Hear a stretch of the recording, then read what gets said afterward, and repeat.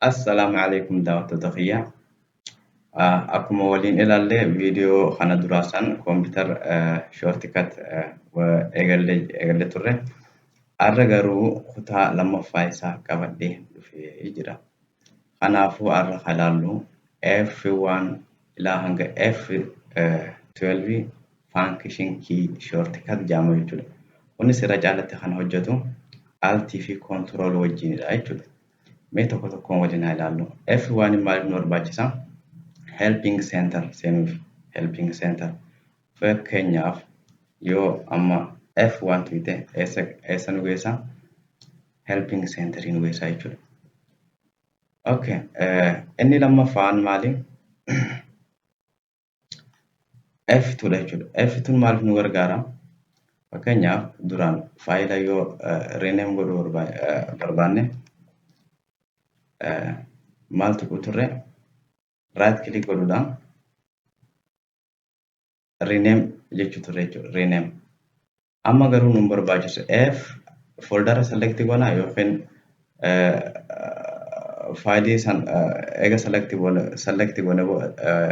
click goone booda F2 qofa tuqxe jechuudha. Rename godhuudhaaf. Afeete F2.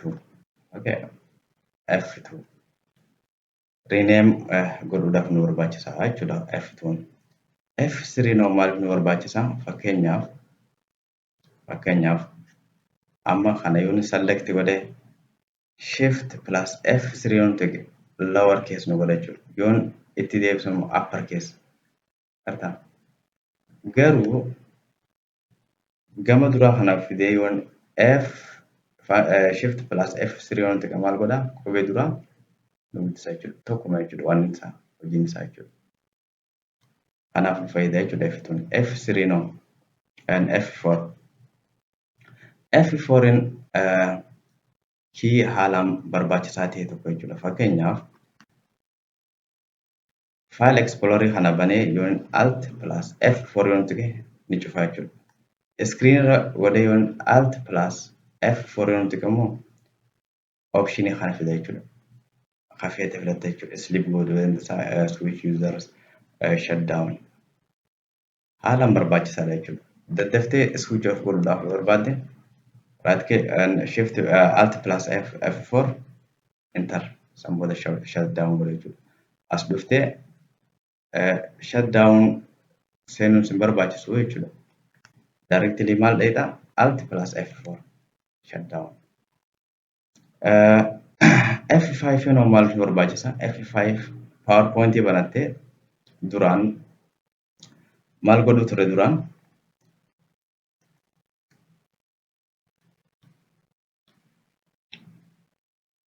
Sorry.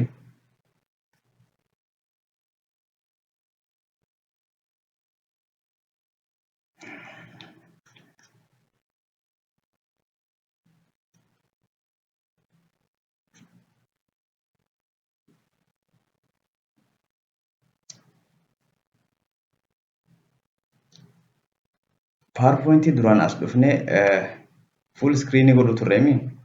Full screen. Amma garuu nu barbaachisu. Amma directly eessarra dhufta? Directly eessa dhufta seete F5 qofa tuqxe jechuudha. F5 gizee tuqxe maal godha? Waan slaidii keessan siif guddisaa jechuudha. F5. F5 kanaaf nu fayyada jechuudha. PowerPoint slaidii guddisuu fi xiqqeessuudhaaf.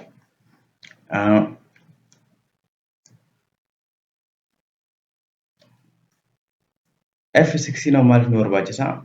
Fakkeenyaaf file and waan tokko browser tokko banuudhaan browser kana banuudhaan amma fakkeenyaaf F6 yoo tuqe eessa na geessa? Address bar nu geessa jechuudha. Bakki waatti barreessamu maal jedhama? Address bar dha jechuudha kun. Address bar. F16 address bar waan explorer feete address bar isaa si geessa jechuudha. Gaawumatti maal tuqxa? F6 tuquudhaan address bar irra dhufta jechuudha. Okay, F7. F7 maaliif nu barbaachisa? email erguudhaaf yookiin receive godhuudhaaf nu barbaachisa jechuudha Microsoft Outlook keessatti. F8 no.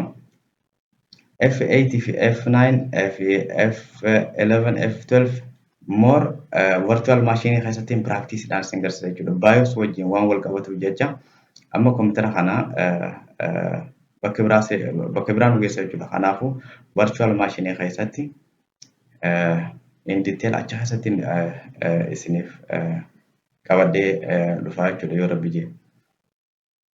Okay. F11 maaliif barbaachisa? Fakkeenyaaf F11 browser kana bantee yoo F11 tuqxe maal godha? Full screen godha jechuudha. Itti deebista ammas minimize full screen godha jechuudha F11. F12 no maaliif barbaachisa? F12 maaliif barbaachisa? Amma fakkeenyaaf duraan as dhufnee save godhu turre amma sun nu barbaachisa. F12 yoo goote save si godha jechuudha. Garuu takka tanii sin irraa fudhe F7 no maal amma fakkeenyaaf dictionary jecha kana wordii kana baruudhaaf yoo barbaade shift plus F7 yoo tuqxe maal si bana dictionary si geessa jechuudha meaning isaa baruudhaaf F7 saniif nu barbaachisa jechuudha. Garuu daawwattoota kiyya more function keen BIOS wajjin waan wal qabatuuf jecha